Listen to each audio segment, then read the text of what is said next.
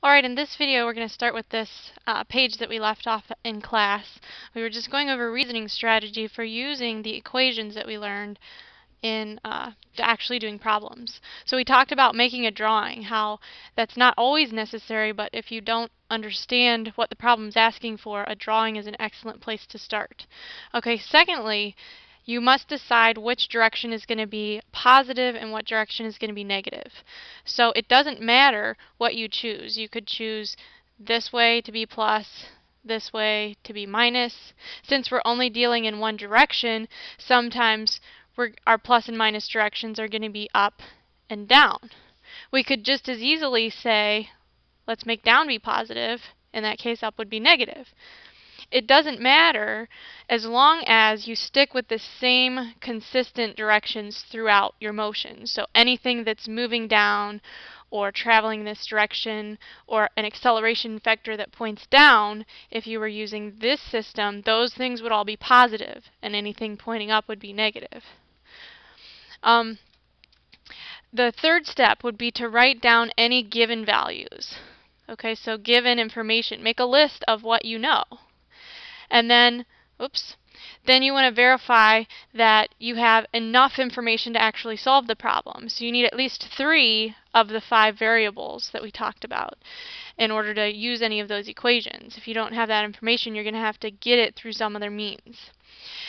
And then pick an equation that contains the values that you have and the value that you're looking for. So if you have at least 3 and you're looking for 1 more, then the 5th variable you don't care about. That doesn't need to be in your equation. When they're talking about more than one section of motion, for instance, if a boy rides his bike at a constant speed for 2 kilometers and then he rides up a hill with a negative acceleration. Those are 2 separate motions. So anytime your acceleration is changing to a different acceleration, you want to treat that as a different problem. Okay? And then keep in mind that you might have more than one answer for a problem, specifically with time. For instance, if we say we're going to toss a ball into the air, well, what's the ball going to do? It's going to come back down, right? Well, what if the question asks, at what time is the ball 1 meter above where you released it? Well, it's going to be at 1 meter on the way up, and it's also going to be at 1 meter above your hand on the way down. So there's going to be multiple times that could both be correct for that answer. Okay, so let's talk about falling bodies. So things that are falling, this is a specific case of where something has a constant acceleration. So if there's no air resistance, then it has been found that all bodies fall at the same rate of acceleration, as long as you're close to the surface of the Earth. So we're going to talk about how the acceleration changes when you start getting up into outer space. But for everything we're talking about now, we can assume that the acceleration of falling objects is going to be the same. And it works out that that is about 9.8 meters per second squared. And we use a lowercase g to represent that. We're really not going to use this number. Okay, so you don't really need to worry about memorizing that. We're mainly going to be just dealing with the SI units in this class. So this is called free fall. So free fall is defined as an idealized motion in which the acceleration is constant because air resistance is either not there or it's small enough that it can be ignored. We call that negligible. Okay, so negligible, small enough to ignore.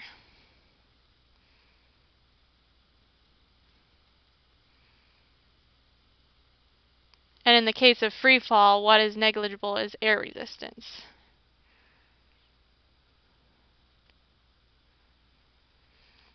Okay, so notice the units here, meters per second per second. So what this means is if you drop an object from rest and you wait 1 second, in that first second it's going to speed up by 9.8 meters per second. After the second second, it's going to be going another 9.8 meters per second faster than that, and so on and so forth. So here's an illustration of dropping two objects. This one is, my pointer's not working. This one's supposed to be some sort of rock or hard solid object in a little piece of paper. So if we have air here, we see that the rock falls faster than the piece of paper. However, if we pump all the air out of this tube so that this is a vacuum is simply something that has the air removed, then they both fall at the same time, the same rate.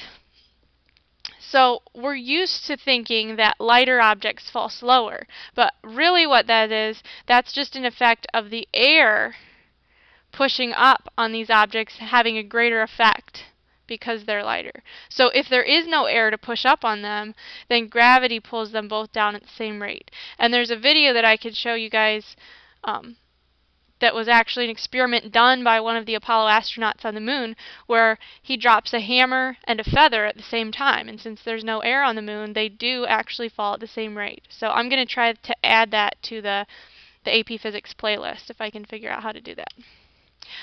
Alright, let's do an example. So here we have a stone that's dropped from the top of a building. After 3 seconds of free fall, what is the displacement of the stone? Okay, so looking at this, first step would be to draw a picture. That's already been done for us. So the second step would be to identify what's our given information. So we have this, 3 seconds. Okay, so what is that describing? What quantity is that? That would be our time. So we can label t equals 3.00 seconds.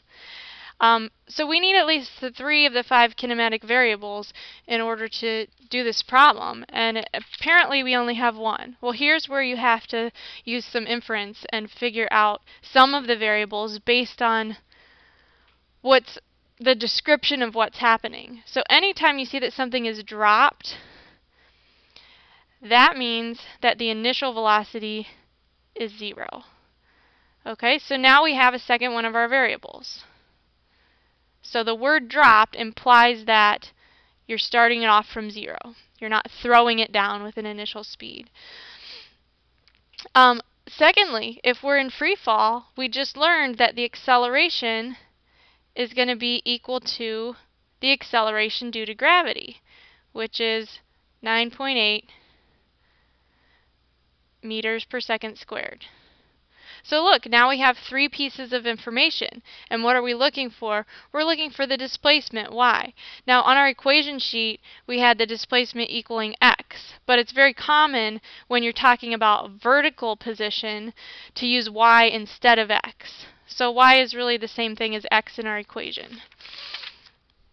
So what equation do we have out of the 3 equations, the first 3 equations on the equation sheet, that has v naught, a, t, and x? That's going to be the second equation, this one. X equals the initial position plus the initial velocity times the time plus 1/2 the acceleration times the time squared. Okay, so we're using y instead of x. And our initial position we've set to be 0. So we're setting this as our 0 mark. So that's 0. Our initial speed was 0. So our time, we could plug that in, but it doesn't really matter because that term is going to cancel out. Anything times 0 is 0. And then 1/2 times our acceleration, which was little g, which was 9.8 meters per second squared. And then times our time squared. Don't forget about the squared. That's a common mistake that people forget to square the time. So don't forget that. So if you work this out in your calculator, that works out to be negative 44.1 meters. Now why is this negative? The reason is because look at how we've defined the coordinate system. We've said up is positive and down is negative. So if we're starting here and this is the 0 point or the origin of our coordinate system, and down is the negative direction, then the position we're in after 3 seconds is going to be negative.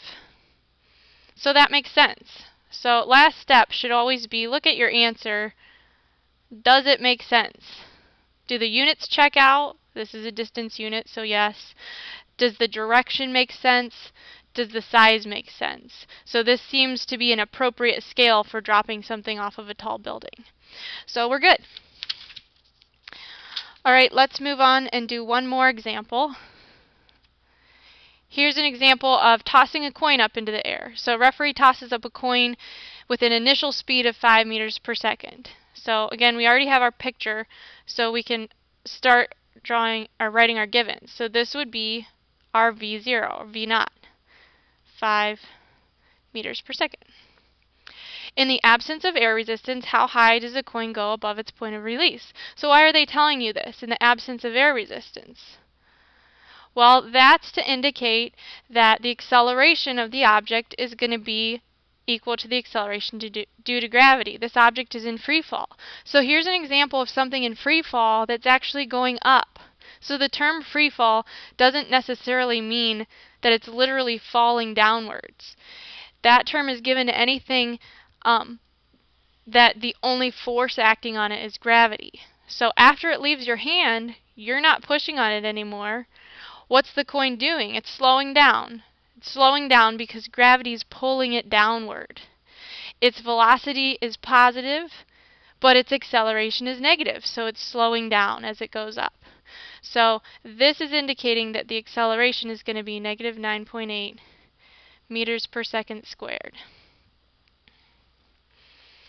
And then they're asking, how high does the coin go above its point of release? How high?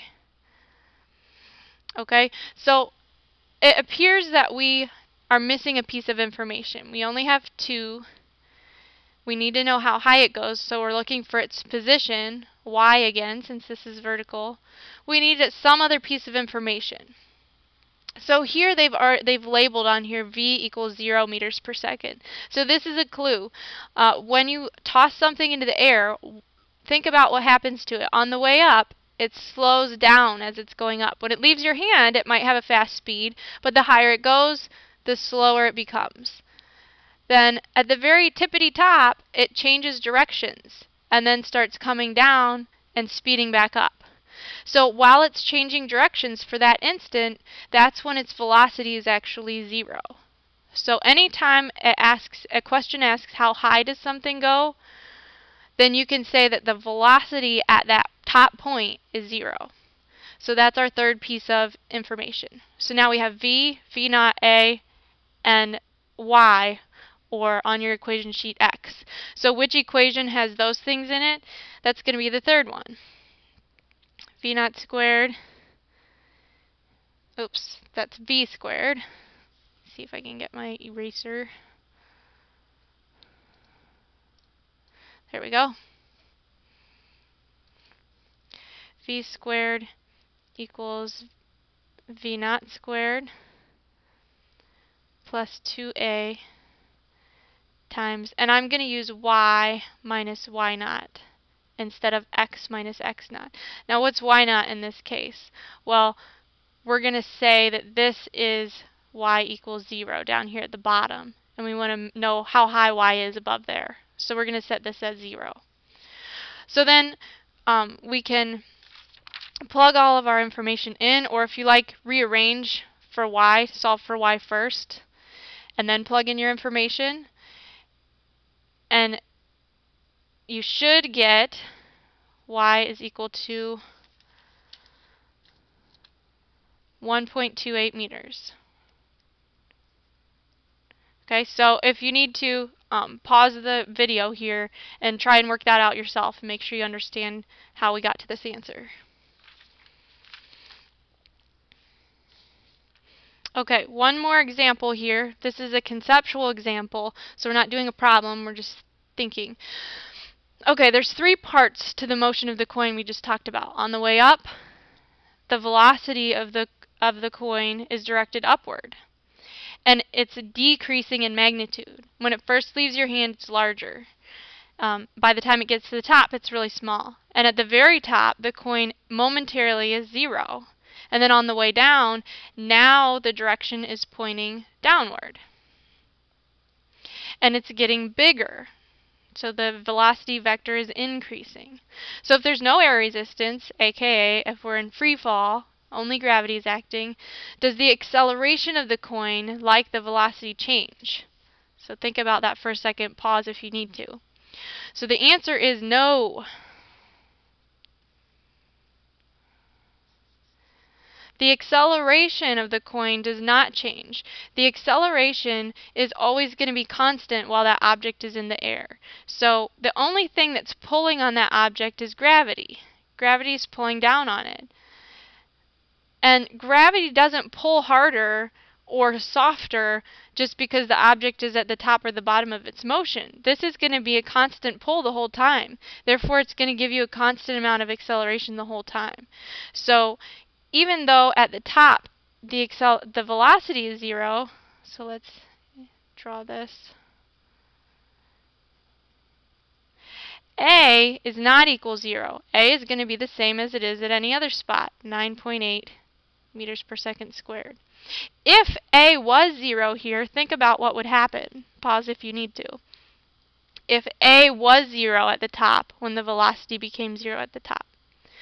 So if A was 0 at the top, what that means is that there's not going to be any change. There's 0 change in velocity as time goes on. So if the coin gets to the top and its velocity is 0 and its acceleration is 0, that means its velocity is not going to change.